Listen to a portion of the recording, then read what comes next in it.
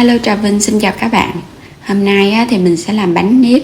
Bên ngoài là bao bọc một cái lớp bột lá dứa thơm phức nè. Bên trong thì mình kết hợp với nhân đậu xanh béo béo bùi bùi, rất là ngon luôn. Bây giờ thì mời các bạn mình cùng xem video nha. Đầu tiên thì mình dùng 150g đậu xanh ngâm nước nở khoảng 1 đến 2 tiếng. Rồi các bạn cho vào đây 600ml nước. Mình sẽ bắt lên trên bếp để nấu. Khi mà đậu nó sôi thì các bạn bớt lửa lại, mình để lửa nhỏ vừa thôi để cho phần đậu này nó chín mềm mà nó không có bị trào cái phần nước ra đó. Phần bột mình dùng ở đây là 300g bột nếp nha, thì các bạn dùng hiệu nào cũng được. 2 muỗng ăn canh đường, chút xíu muối nữa nè. Bên đây là 150ml nước lá dứa và 150ml nước cốt dừa đặc ha, hoặc là các bạn dùng sữa tươi cũng ngon, hai loại mình dùng 300ml. Phần bột thì mình cho vào trong chảo 1 muỗng canh, 2 muỗng canh đường mình cũng cho vô luôn. Tiếp theo là phần muối, rồi cái nước lá dứa các bạn cho vô trước nha, để mình hòa tan cái phần bột này trước nè. Nếu mà các bạn dùng cái nước cốt dừa mà nó không có được đặc thì mình dùng 130ml thôi. Tại vì mình dùng nước cốt đặc cho nên là mình dùng luôn 150ml, là tổng lượng chất lỏng bằng với cái lượng bột nếp luôn. Khuấy cho nó tan kỹ. Khi mà bột nó đã tan kỹ hết rồi thì các bạn hãy cho nước cốt dừa vô. Thì mình cho vô một lần cũng được, nhưng mà mình khuấy nó sẽ hơi lâu cho nên là mình cho vô sau. Bắt lên trên bếp các bạn khuấy với lửa nhỏ thôi. Mình khuấy liên tục vậy nè, để cho phần bột của mình nó sệt lại. Đây là cái bước lấy trùng bột giúp cho cái màu lá dứa nó giữ nguyên và nó đẹp mắt nè. Pha bột thì mình cho hết cái phần bột nếp vô trong thau. Rồi các bạn dàn nó ra ha, mình chừa một cái lỗ ở giữa. Tiếp theo là mình cho cái phần bột vô nè. Bột đã lấy trùng mình cứ cho trực tiếp vô trong cái phần bột khô luôn. Các bạn sẽ lấy cái phần bột mình lắp vào từ từ nha. Cái lượng bột và cái lượng chất lỏng này là mình thấy nó vừa luôn. Nếu mà bột của các bạn mới quá thì cái lượng chất lỏng có thể ít hơn chút xíu so với lượng bột nha. Mình trộn cho nó thật đều xong thì mình để cho nó bay hơi bớt. Tại vì bột lúc này vẫn còn rất là nóng luôn, mình khó nhồi lắm. Khi bột nó bay hơi bớt rồi mình cho vào đây muỗng canh dầu ăn, để cho cái phần bột của mình nó sẽ bóng mướt hơn. Mình trộn sơ qua nha, cho dầu nó phủ đều vào trong bột. Có dầu ăn thì các bạn nhồi bột nếp nó cũng dễ nữa, nó không có bị dính tay đâu. Mình nhồi làm sao cho khối bột của mình nó dẻo mịn như nè, nó không có dính tay mà nó cũng không có bị chảy lỏng đâu. Rồi mình để qua một bên nha. Đậu xanh mình nấu hồi nãy giờ, bây giờ nó cũng chín mềm và nó cạn nước rồi nè. Sên nhân luôn, mình sẽ cho hết phần đậu xanh vô trong chảo. Khi đậu còn nóng các bạn khuấy đều để cho phần đậu nó mịn, khỏi cần phải xay. Mình thêm vào trong đây là 2 muỗng canh đường, thêm chút xíu muối nữa nha. Trộn cho nó đều lên.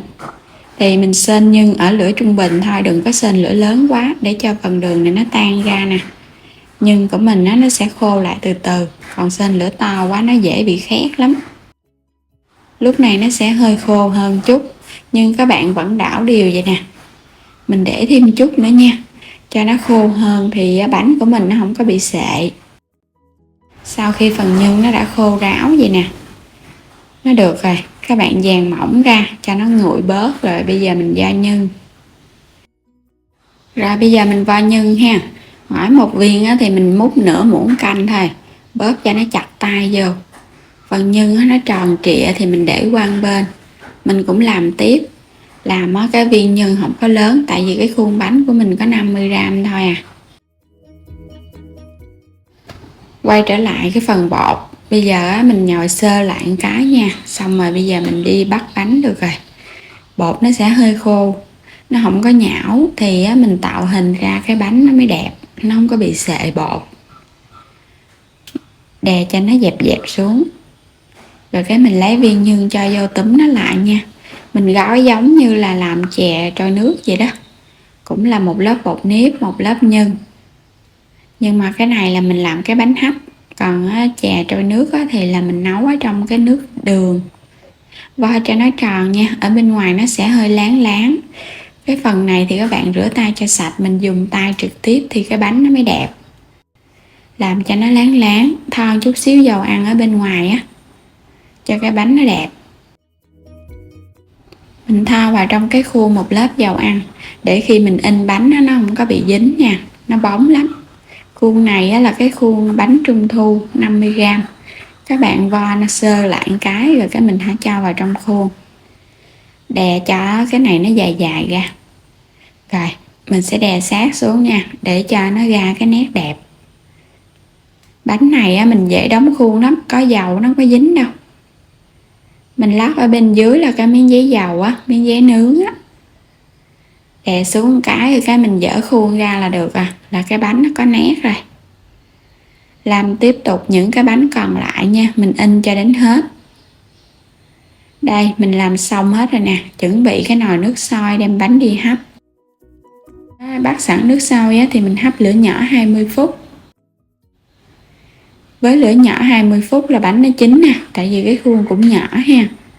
Các bạn lưu ý cái bột nếp là mình hấp lửa to quá là cái bánh nó bị sệ không đẹp á. Mình lấy ra thì chờ cho nó nguội bớt là mình ăn được rồi. Bánh lá dứa hấp với bột nếp.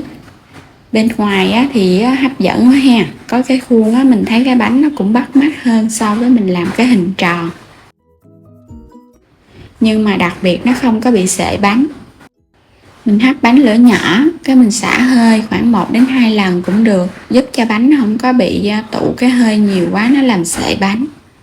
Bánh mình cắt ra nè, đều đặn phần nhân và phần bọt. Lớp vỏ bột mỏng không có quá dày nha, mình cho nhân dày ăn nó ngon hơn. Còn bột dày quá thì dễ ngán hơn ha. Bánh dẻo mềm nè, có nhân đậu xanh nữa bùi bùi, kết hợp thêm cái độ béo ngon từ bánh. Thơm phức luôn á, ngọt đậm đà luôn. Ăn cái này không hết thì các bạn cứ để yên vậy nha, mình đừng có động tay vào, thì mình ăn qua ngày vẫn ngon luôn, nó không có bị cứng đâu, nó vẫn mềm và thơm phức cái mùi lá dứa. Mình làm cách này thì mình thấy cái màu lá dứa giữ nguyên nè, vừa ngon vừa đơn giản nữa ha. Mình chúc các bạn ai ai cũng làm thành công cái món lá dứa ngon này. Đừng quên đăng ký kênh để nhận các video mỗi ngày, xem kênh miễn phí ủng hộ mình. Các bạn nhớ chia sẻ video để mọi người cùng biết đến món bánh ngon mà làm thưởng thức tại nhà. Xin chào các bạn và hẹn gặp lại ở những video tiếp theo.